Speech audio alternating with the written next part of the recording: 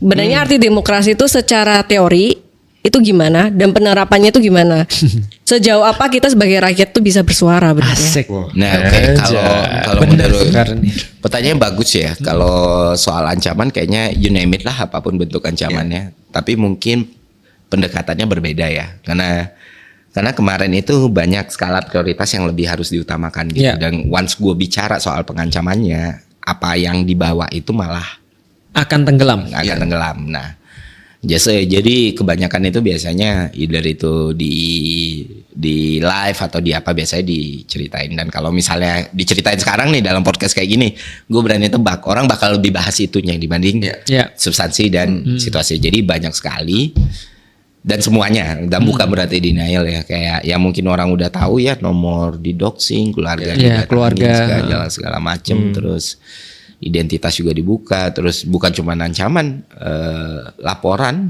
Ya, laporan banyak. Sampai mau di penjara itu ya. Iya, yang ada hal-hal kayak gitu, yang ada naik laporan yang kita nggak tahu dari siapa atau apa. Ya banyaklah hal yang terjadi waktu itu. Dan apakah itu berpengaruh?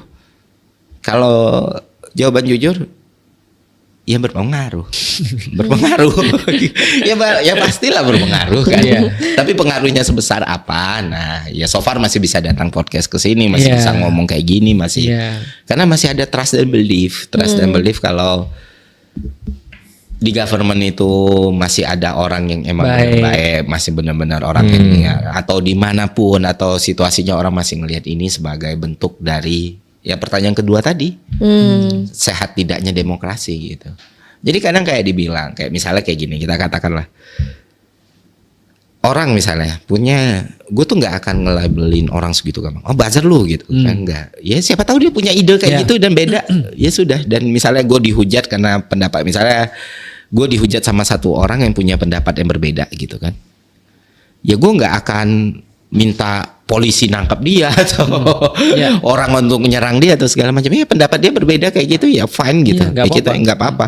Tapi kalau misalnya mengganggu terus masuk ke sosial media gue terus nge-spam ya Ya. gue blok. Ya, Selesai. Dan blok itu kan bukan bagian tidak demokratis ya, itu Iya. fitur sosial media.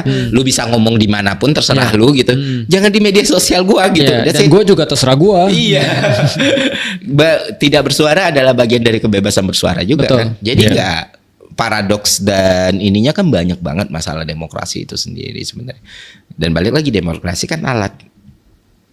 Itu gue pernah ngomong sama Raymond kayak gitu. Iya. Demokrasi itu vehicle untuk sebuah purpose. Sekarang coba tanya ke Ustadz Felix, dia setuju gak sama demokrasi?